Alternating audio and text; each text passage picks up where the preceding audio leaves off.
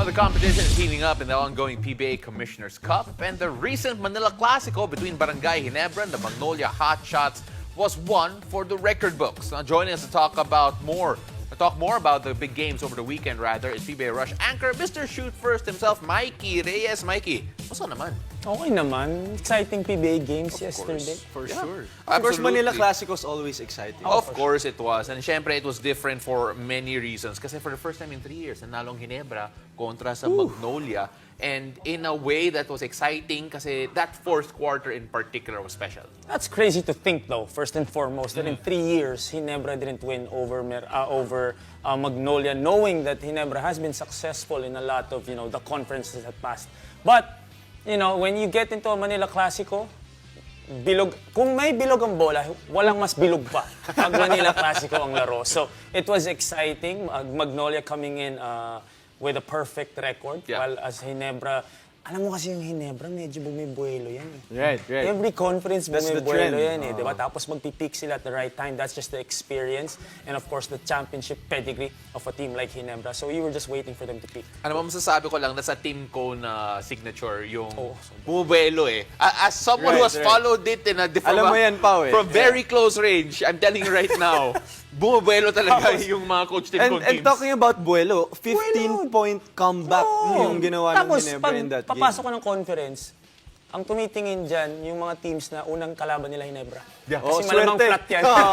Kaya rain or shine this conference. But let's talk about one player in particular sa Ginebra. I mean, Tim Cone, high praises on this guy as always. Sabi niya, I see the big J in Scottie Thompson. What can you say with that, Mike? That's a huge statement. Well, I've covered Scottie since college. He was the MVP, of course. And coming into the PBA, it was always a big question as to how he will bring that game to Ginebra. And every game, every conference, every year, it seems like he's just getting better and better, whether it be his offense, his shooting, his facilitating skills, his leadership. Yeah. And I think now, for more so na maraming kwento sa akin si Coach Olsen na medyo nahihirapan sila to get out the dog in Scottie na magti-take over siya. It's great to see him really put his foot down and say, this is my team, this is my time, and I'm gonna step up. Yeah, and he has been compared to a lot of greats. So actually, a few months ago, sabi ng Coach Tim Cone, parang Johnny E.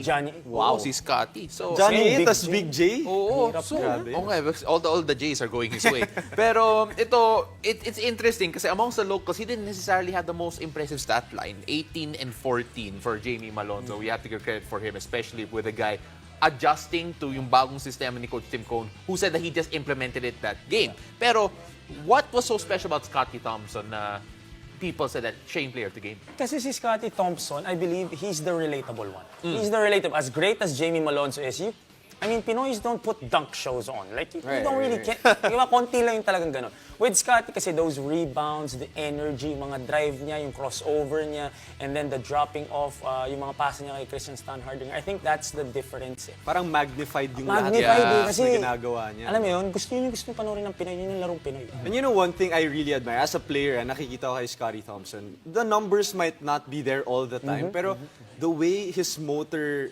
goes for like 30-40 minutes, di siya napapagod. Pag pagod na yung iba, siya go pa rin eh. Hindi rin yung, that's the motor obviously, but it's really the humility as well. Being an MVP already, being someone that, looked upon, parang he's just letting the game come to him. If I don't need to score 20 today, then I'm not going to score 20 as long as we get the win.